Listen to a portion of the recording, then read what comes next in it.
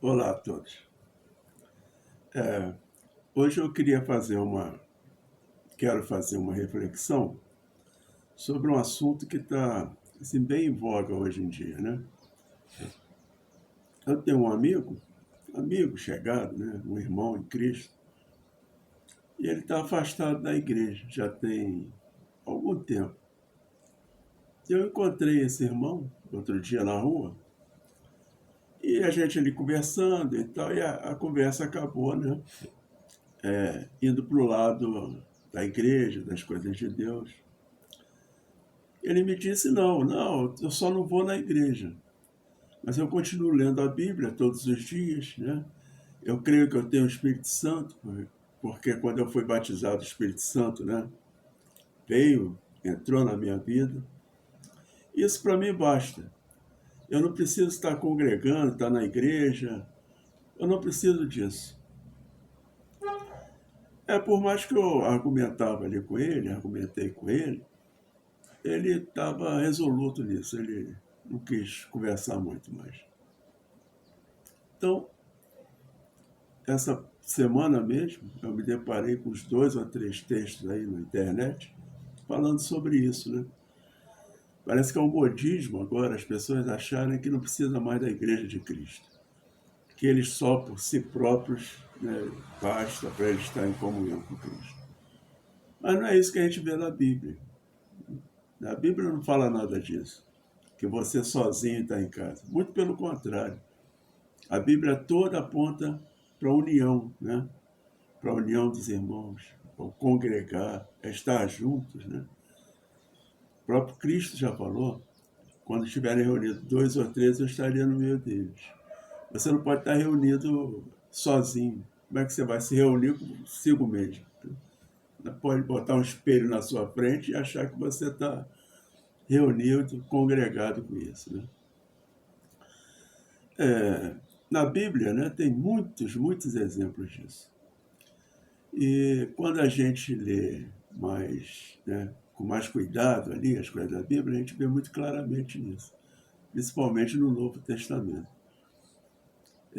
Coríntios, né, 1 Coríntios, 2 Coríntios é um grande exemplo disso.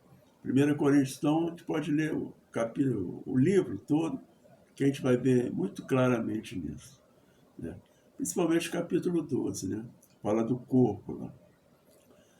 Em 2 Timóteo também a gente pode encontrar, né, falando desse tema. Então, Timóteo 3,14 fala, né? Tu, porém, permanece naquilo que aprendeste e de que foste inteirado, sabendo de quem o tens aprendido. Então a gente tem aprendido de alguém.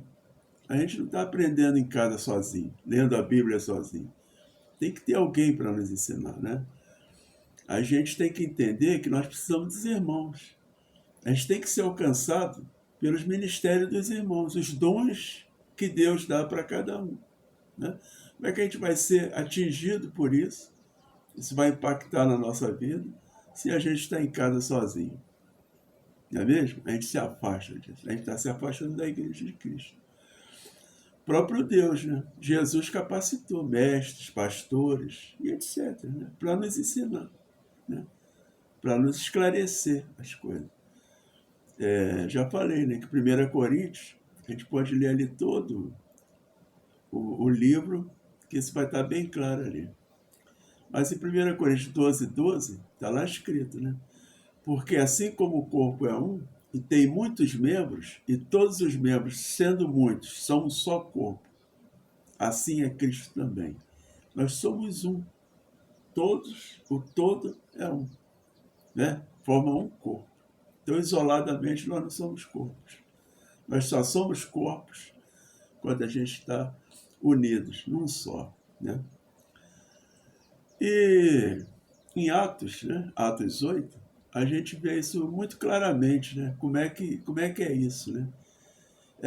Filipe, né, o Espírito Santo levou Filipe até um determinado lugar, e ele viu passando ali aquela carruagem com o eunuco, né, que estava lendo a Bíblia. Ele estava sozinho, lendo a Bíblia, né? E Filipe, quando se aproxima dele e pergunta, né? Entendes tu o que lês? né? E o que que o Eunuco respondeu? Né? Que não estava entendendo nada. Ele falou, estou lendo, mas não estou entendendo nada. Então precisou de Filipe ali para esclarecer, para ensinar o eunuco aquilo que ele estava lendo. Então você está em casa, está lendo a Bíblia, se você tiver uma passagem, algo que você não entende, você está sozinho, né? Você vai pedir esclarecimento para quem? Espírito Santo? Sim, é muito louvável isso. Primeiro é o Espírito Santo que nos traz, né, o entendimento da palavra, não é isso? Mas a gente precisa de alguém ali para nos esclarecer certos assuntos, né? Então, por isso que essa questão aí de ficar sozinho em casa, isolado do mundo, isso não é bíblico, não é de Deus. Deus não fez o homem para estar só. Lá em Provérbio ele fala, né? É melhor serem dois do que um, porque se um cai, o outro levanta. E Deus não fez o homem para viver só, não é isso? Não é só com a esposa, né? Com a companheira, não. É só de estar sozinho, sem um amigo, né? Sem um irmão, sem alguém do lado, né? Mas, como eu falei, né? A Bíblia toda aponta para isso, para a unidade de Cristo. Em Efésios 1, a gente pode ler também todo o capítulo, Efésios 1. Mas no 10, ele fala assim claramente, né? De tornar a congregar em Cristo todas as coisas na dispensação da plenitude dos tempos, tanto as que estão nos céus como as que estão na terra. Então ele nos fala de todos os que creem em Jesus, né? Que todos estarão numa só igreja, toda a humanidade, né? Sem discriminação de povos, parentes ou línguas, né? Vai ter judeus, gregos, bárbaros, gentios, todos que são salvos de todas as nações, né? Porque a unidade de todos é a fé em Cristo Jesus, né? Sem qualquer distinção de nação ou condição. Não importa como você era antes, né? Agora estamos todos reunidos em uma igreja ou assembleia, né? Em nome do nosso Senhor Jesus Cristo. Então é reunião, é união, né? É estar junto. Não é estar sozinho em casa lendo a Bíblia, né? Nós precisamos todos uns dos outros, né? Porque nós somos um só corpo, né? Nós precisamos dos irmãos, né? Já falei, 1 Coríntios 12, principalmente. Tá? Nós precisamos dos ombros dos irmãos para nos ajudar, né? Nós temos uma caminhada pela nossa frente, não é isso? O caminho é um só. E é melhor que a gente esteja com alguém do nosso lado. A entrada no reino do céu, ela é individual. Ninguém entra com o outro. Eu não consigo pegar alguém e colocar lá dentro. Nem ninguém vai me levar e colocar dentro do reino. Mas eu preciso de alguém do meu lado. Porque com alguém do meu lado, com certeza a caminhada vai ser mais fácil. Não é isso? Então a comunhão é muito importante. A comunhão é muito importante, né? E nós temos que estar congregados, porque como é que nós vamos partilhar o pão? Vamos participar da ceia do Senhor, não é isso? Com comunhão. A gente só participa da ceia com comunhão. É o partir do pão, né? Eu não posso cear sozinho, não é isso? A ideia de Cristo, quando fez essa ordenança ali, foi justamente para que os irmãos estivessem juntos, congregando, partindo o pão junto, né? Quando você abre mão, né, do convívio de estar com outros irmãos, você não está abrindo só mão do convívio, né? Você está abrindo mão da autoridade, né? Do cuidado do pastor, do seu pastor. O que leva uma pessoa, né, uma ovelha, a não querer estar sobre a tutela, né, de um pastor? Não é isso? No final do ano passado, foi aniversário do nosso pastor Orlando Entrebartoli, aniversário de ministério do nosso pastor, 34 anos de ministério. E 29 anos à frente da nossa congregação, Batista Central de Muriaé. Então teve um culto, né? Uma coisa que o pastor falou foi assim, muito interessante, assim, me impactou ali. Eu fiquei até emocionado. Ele revelando que o que se espera dele as ovelhas não querem mais ter um pastor, né? O gabinete dele fica praticamente vazio, o telefone dele praticamente não toca. As pessoas querem um pregador, né? Um mensageiro de boas novas, de coisas boas, aquelas coisas que falam para o nosso ego, né? Nossa mente, sabe? As promessas maravilhosas. Eles querem isso. Eles não precisam mais de pastor. Ninguém precisa mais de pastor, né? Então, um pastor sem ovelha, não é isso? E o ministério de um pastor verdadeiro, é muito lindo. É muito lindo, né? Não é fácil, né? Ser pastor não é fácil, né? Mas a partir do momento que a pessoa se converte ao Senhor e vive para o Senhor, né? Eles são capacitados pelo Espírito Santo a se tornarem verdadeiros pastores, segundo o coração de Deus.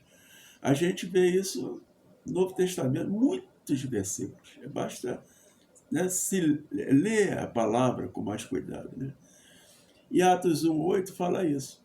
Mas recebereis a virtude do Espírito Santo, que há de vir sobre vós, e ser-me-eis testemunhas, tanto em Jerusalém como em toda a Judéia e Samaria, até os confins do mundo.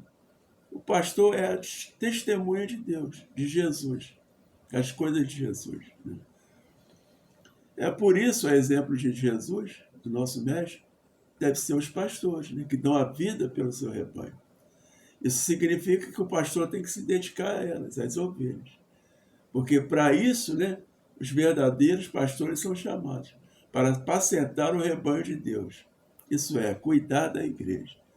Como é que o pastor pode cuidar de você se você está em casa trancado lendo a Bíblia sozinho? Não congrega mais, né? É muito triste, né? Deve ser muito triste para o pastor ver aquela ovelha, aquele irmão, né, que um dia estava lá no pecado, ele foi, pregou para aquele irmão, né? Aquele irmão se converte, se batiza, fica um tempo ali na casa de Deus e agora está em casa lá trancado lendo a Bíblia, né? Em 1 Pedro 5, a gente também vê lá claramente: apacentai o rebanho de Deus que está entre vós, tendo cuidado dele, não por força, mas voluntariamente, nem por torpe ganância, mas de ânimo pronto, nem como tendo domínio sobre a herança de Deus, mas servindo de exemplo ao rebanho. E nós temos um pastor que é exemplo de vida, vida cristã, né? Família, honradez, honestidade, né? E mesmo assim, a ovelha está lá em casa, trancada em casa, lendo a Bíblia sozinha. A gente sabe que não existe pastor perfeito, né? Mas eles são abençoados, né? E praticam essas coisas dos verdadeiros pastores. É o nosso pastor, tá certo? Ele é humano, né? Tem suas fraquezas, suas limitações. Mas nós temos que olhar para ele como o Espírito de Cristo, né? O Espelho de Cristo ali. Então a gente tem que ter cuidado, irmãos, né? Porque o Espírito Santo, ele constituiu pessoas, né? Supervisores, né? Aqueles irmãos que vão nos alimentar, né? Que vão nos ajudar a que a gente entenda melhor as coisas de Deus, né? E poder fazer essa caminhada, né? E Atos 20:28 fala: olhai, pois, por vós e por todo o rebanho sobre o que o Espírito Santo vos constituiu, bispos, para apacentar a igreja de Deus, que ele resgatou com seu próprio sangue. Jesus deu o sangue dele, lavou seus pecados, levou sua culpa, para agora você estar em casa trancado lendo a Bíblia, né? Fugindo do convívio, né? Do seio da igreja. Mas aí a gente fala assim, tá certo, né? Ele, né, esse crente, esse irmão, ele abriu mão do convívio com os outros irmãos, né? Ele abriu mão de estar sob a tutela ali do pastor, né? De ser apacentado e cuidado pelo verdadeiro pastor, alguém constituído por Deus ali. Agora a pergunta: por que será que eles abrem mão de estar no melhor lugar do mundo, né? E eu estou comentando isso porque essa semana, na fila aí de pagar as contas, aí, tinha duas pessoas conversando e uma perguntou para a outra: aonde você queria estar agora? Estava muito quente ali. Aí a outra soube responder direito, aí falou, queria estar na praia, uma coisa assim. Eu fiquei pensando, nossa, qual é o melhor lugar do mundo para se estar? Será que é na praia, na montanha, ir para uma roça dessa aí? Nós estamos aqui no interior, né? Mas qual é o melhor lugar do mundo para o homem? Para o homem estar? Hein? A gente que sabe que Deus é onipresente. Ele está em todos os lugares. Né? Mas Deus estabeleceu um lugar para que ele pudesse se encontrar, né, de forma pessoal com o seu povo. É o santuário. Né? Então, depois que Deus aboliu os sacrifícios dentro do templo, né, ele instituiu uma igreja como lugar onde ele pudesse se encontrar com seus filhos. Né? O propósito da igreja hoje é o mesmo do santuário. Lá existia um sacrifício, tinha um sacrifício, mas era um lugar onde o povo se encontrava com Deus. Né? E hoje é a mesma coisa. A igreja de Cristo hoje é o lugar onde Deus se encontra com o seu povo, onde nós podemos servir a Deus e levar a mensagem do Evangelho às pessoas. É a igreja. Em Êxodo 25:8, Deus fala, e me farão um santuário para que eu possa habitar no meio deles. Deus está falando isso. Né? Que se fará um santuário para ele. Né? Deus é digno da nossa adoração, não é isso? Nós vemos em Salmo 100, 4 e 5, né? Entrai pelas suas portas com ação de graças, e em seus átrios com louvor. Dai-lhe graças e bendizei o seu nome, porque o Senhor é bom, e sua benignidade dura para sempre, e a sua fidelidade de geração em geração. Que coisa boa, né? Deus é digno da nossa adoração. Por isso que nós temos que estar alegres em adorar a Deus. Por que a gente tem que ir na igreja, irmãos, para encontrar o Senhor? Né? E para meditar sobre Jesus? Né? A Bíblia diz em Salmo 27:4, uma coisa pedi ao Senhor, e a buscarei, que possa morar na casa do Senhor todos os dias da minha vida, para contemplar a formosura do Senhor e adquirir no seu tempo. Hein?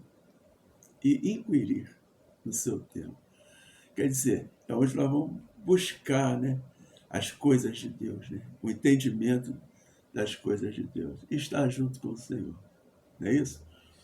E hoje, então, assim, a importância, né, de estar na igreja, estar na casa de Deus, ela é muito mais importante.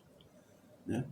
Em Hebreus se fala, em 10:25, não abandonando a nossa congregação, como é o costume de alguns, antes admoestando-nos uns aos outros, e tanto mais, quando vês que se vai aproximando aquele dia. Que dia é esse? O dia do Senhor. Então o tempo urge. É o momento da gente estar mais próximo, né? A Deus, a Jesus, ao seu povo, né? O nosso povo, o povo que nós fazemos parte. Nós temos que estar juntos, né? Porque Jesus está voltando. Essa é a pregação. Jesus está voltando. É isso? E a gente tem que estar na casa de Deus, porque o próprio Deus, ele prometeu a presença dele ali. Né?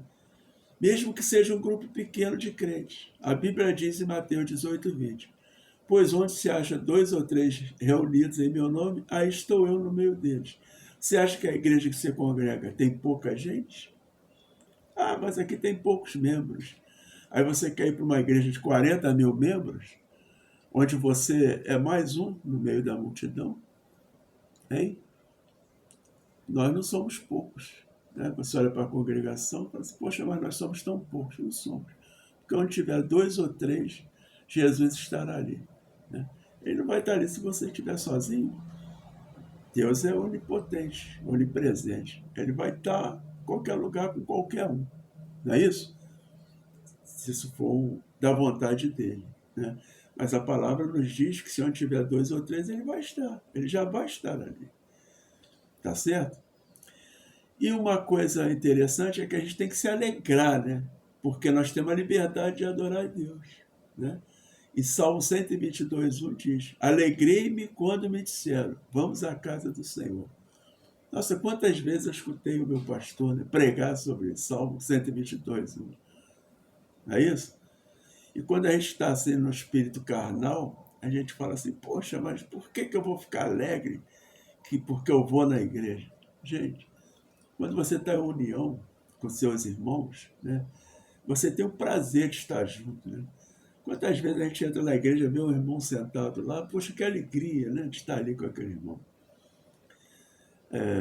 Domingo passado, na mensagem, né, na pregação do nosso pastor, ele falou uma coisa que é muito assim, interessante, que existe agora o grupo